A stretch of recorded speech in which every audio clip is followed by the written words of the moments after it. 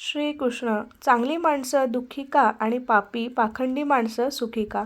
याचे उत्तर आजच्या व्हिडिओमध्ये मी तुम्हाला देणार आहे. तत्पूर्वी चॅनलवर नवीन असाल तर चॅनलला सबस्क्राईब करायला विसरू नका आणि हा व्हिडिओ शेवटपर्यंत नक्की बघा. एकदा यमदेवाने आपल्या दूताला पृथ्वीवर पाठवलं. एका स्त्रीच्या मृत्यूच्या गतीचं कार्य त्याच्यावर सोपवलं होतं. तो तिथे पोचला पण थोडा संभ्रमात पडला. त्या स्त्रीची 3 बाळं होती, जुळी.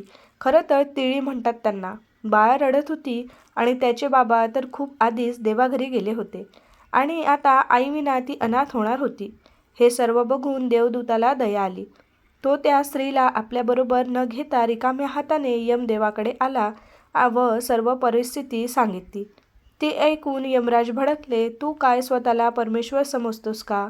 प्रत्यक्ष परमेश्वरसुद्धा निसर्ग नियमांमध्ये हस्तक्षेप करत नाही.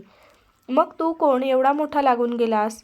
त्या स्त्रीचा मृत्यू तर अटळ आहे. मी दुसऱ्या दूताकरवी ते काम करीनच, पण आता तुला मात्र मी सांगितलेल्या आज्ञेची पूर्तता न केल्यासचं फलित म्हणून शिक्षा भोगण्यासाठी पृथ्वीवर जावं लागेल व जोपर्यंत तू स्वतः 3 वेळा मूर्खपणा करत नाहीस आणि स्वतःच्या मूर्खपणावर हसणार नाहीस तोपर्यंत तुझी सुटका होणार नाही. तू इथे परत येऊ शकणार नाहीस. इथे मला एक महत्त्वाची गोष्ट सांगावीशी वाटते की दुसऱ्याच्या चुका व मूर्खपणावर तर अहंकारी माणूसही हसतो, पण स्वतःच्या मूर्खपणावर हसण्यासाठी तेवढं धैर्य लागतं. दूत शिक्षा भोगण्यास तयार होता. यमलोकातून त्याला जमिनीवर म्हणजेच पृथ्वीवर वस्त्रहीन अवस्थेत हाकललं गेलं. त्याच सुमारास समोरून एक चर्मकार येत होता. थंडीचे दिवस व ती सुद्धा रशियातली थंडी. येऊ घातले होते म्हणून आपल्या बायको मुलांसाठी गरम कोट व ब्लँकेट खरेदी करण्यासाठी तो बाजारात चालला होता. त्याने या वस्त्रहीन देवदूताला बघितलं आणि त्याला दया आली. त्याने घरातील लोकांऐवजी या माणसासाठीच कपडे, ब्लँकेट वगैरे खरेदी केलं व नंतर अचानक त्या चर्मकाराला काय वाटलं देव जाणे. तो दूताला म्हणाला, अशा घरदार नसलेल्या अवस्थेत तू कसा काय जगणार आहेस? माझ्या घरी चल काही दिवस. माझी पत्नी तुला बघून चिडचिड करेल, पण तू मनाला लावून घेऊ नको. काही दिवसांनी सगळं ठीक होईल. त्या दूताला घेऊन तो आपल्या घरी आला. आता मजा बघा हं. त्या चर्मकारालाही माहिती नव्हतं आपण कुठल्या व्यक्तीला घरी नेत आहोत ना. त्याच्या पत्नीला समजलं की आपल्या घरी या मनुष्याच्या रूपामध्ये कोण आलाय. त्याची ओळख करून देत चर्मकाराने सांगितलं की हा काही दिवस आपल्याकडेच राहणार आहे. सर्वप्रथम जर चॅनलवर नवीन असाल तर चॅनलला सबस्क्राईब करा आणि हा व्हिडिओ सगळ्यांसोबत शेअर जरूर करा. घरी आलेल्या आगंतुकाला बघून पत्नीचं टाळकं सरकलं. त्याच्या समोरच म्हणाली, इथं आपल्याला गिळायला अन्न नाही, त्यात भरीसभर म्हणून ही ब्यात का मागे लावून घेतलीस? आणि देवदूत पहिल्यांदा हसला. चांभारालाही आश्चर्य वाटलं की तुला एवढं बोलली आणि तू त्यावर हसत आहेस. त्यावर देवदूत म्हणाला, अशा प्रकारच्या अजून 2 घटना झाल्यावर व त्यावर मी हसल्यानंतर ह्याचं उत्तर देईन. आजच्या घटनेवर देवदूत हसला कारण पत्नीला हे माहिती नव्हतं की तिच्या पतिराजांनी ज्याला घरी आणलं आहे तो सामान्य माणूस नसून त्यांच्यामध्ये दैवी शक्ती आहे, ज्याच्या पदस्पर्शाने पुढील काही दिवसातच त्यांचं भाग्य उजळणार आहे. मनुष्याचे विचार किती सीमित व स्वार्थी असतात ना. हम उतना ही लेते हैं जितने हमें ऊपरी तौर पर दिखाते हैं. नियति के मन में कुछ और ही होता है. पत्नीला आपल्या मुलांसाठी गरम कोट व ब्लँकेट न घेतल्याचं दुःख झालं. जो खो गया उसे देखकर रही थी, जो मिला है उसका क्या, उसका तो अंदाजा ही नहीं है. मुफ्त घर में एक देवदूत आया है. 7 दिवसातच देवदूत चांभाराचं सर्व कसब शिकला व देवदूताने बनवलेले चामड्याचे बूट एवढे लोकप्रिय झाले की तो त्याची स्तुती करू लागला. देवदूताच्या कौशल्यामुळे हळूहळू तो चांभार धनवान होऊ लागला होता. अवघ्या काही महिन्यातच तर त्याची अशी ख्याती पसरली की ह्या चांभाऱ्यासारखे बूट कोणीही बनवू शकत नाही. अन्य देशातील राज्याचेही जोड बनवण्याचे काम चांभाराकडे येऊ लागले. घरामध्ये अपार संपत्ती येऊ लागली. दिवस, महिने, वर्ष पुढे सरकत होती.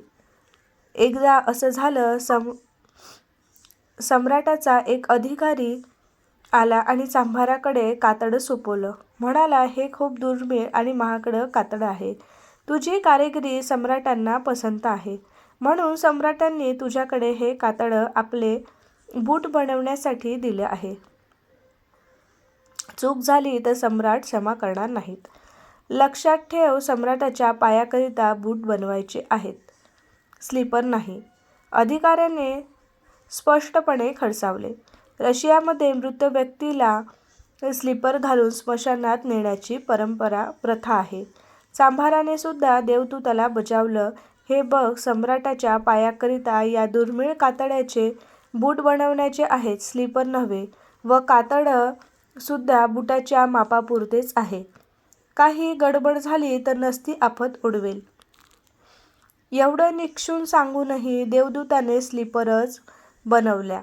चांभाराने त्या बघितल्यावर तो इतका क्रोधित झाला व देवदूताला काठीने झोडपून काढले. तू मला फासावर लटकवणार आहेस का? इतके वेळा बजावले तरी तू स्लीपर का बनवलेस? देवदूत जोराजोरात हसू लागला. तेवढ्यात सम्राटाचा अधिकारी आला व म्हणाला, बूट नको, स्लीपर बनव. आपल्या सम्राटांना कालच देवाज्ञा झाली आहे. उद्या त्यांचा अंत्यविधी आहे. भविष्य अज्ञात असतं व आपण गतकाळातील अनुभवांवर जगत असतो. काल सम्राट असताना बुटासाठी आटापिटा होता, आज स्लीपर हवी आहे. चांभाराने लगेच त्या स्लीपर दिल्या.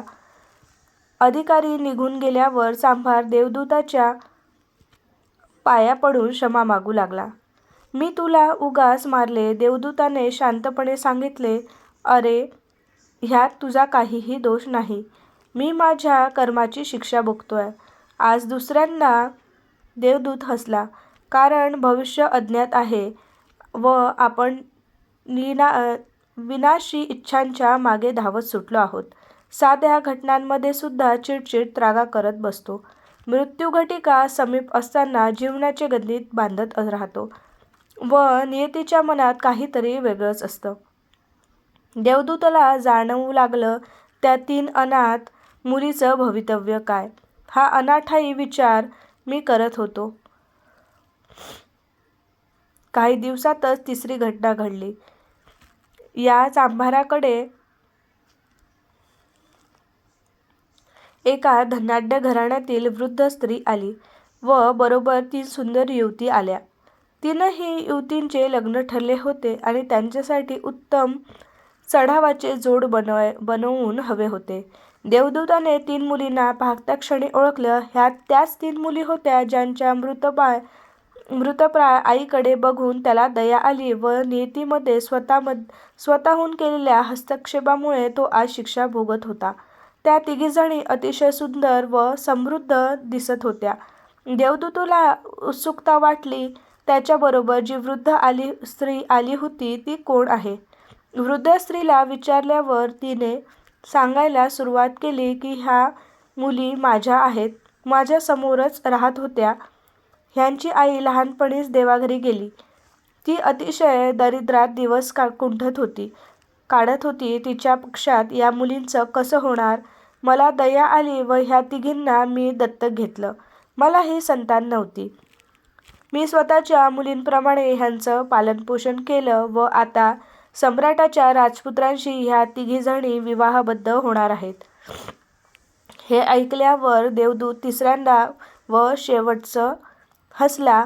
त्याने चांभाराला स्वतःच्या हसण्याचं कारण सांगायला सुरुवात केली. आज जर त्या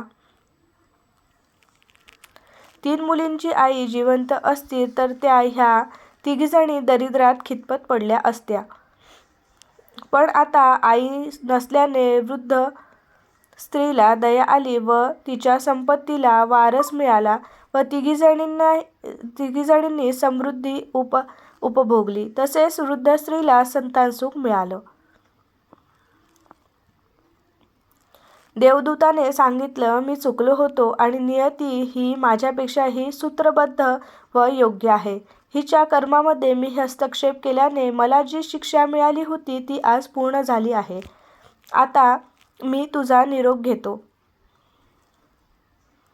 एवढं बोलून तो देवदूत पाहता पाहता तिथून अदृश्य झाला. कथा जरी इथे संपली असली तरी त्याचा सारांश मात्र कायम आपल्याबरोबर ठेवायचा आहे. एकंदरीत सध्याचं वातावरण व काहींचे अल्पमृत्यू आणि देहहत्या बघून बऱ्याच जणांच्या मनात हा प्रश्न येतो, इतक्या तरुण वयात ही व्यक्ती का गेली? त्याच्या पक्षात त्याच्या कुटुंबाचं, मुलाबाळाचं काय होणार? काही जण तर ह्या घटनेकरिता चक्क परमेश्वरालाच दोषी ठरवतात. म्हणे त्याला जर न्यायचंच होतं तर हॉस्पिटलच्या खर्च व इतक्या यातना का दिल्या? ज्या ईश्वराचं वर्णन आपण प्रेमाचा सागर, कृपाळू असं करतो, तो आपल्याच मुलांशी असा निष्ठुरपणे कशाला वागेल? मनाला येईल तसं स्वतः वागायचं वाटेल तशा चुका करायच्या व शिक्षा भोगताना मात्र प्रेमळ परमेश्वराला अशी दूषणं द्यायची. हा करंटेपणा कशासाठी? वरील सर्वांचं एकमेव उत्तर म्हणजे कर्मसिद्धांत. व्हिडिओ कसा वाटला नक्की सांगा. परमेश्वर कर्मामध्ये कधीही ढवळाढवळ करत नाही, पण कर्मभोगाच्या दुःखातून मुक्त होण्याचा मार्ग सुचवतो. आणि म्हणून तो म्हणतो, न धरी शस्त्र करी मी, परी सांगीन गोष्टी युक्तीच्या चार. व्हिडिओ आवडला असेल तर नक्की शेअर करा.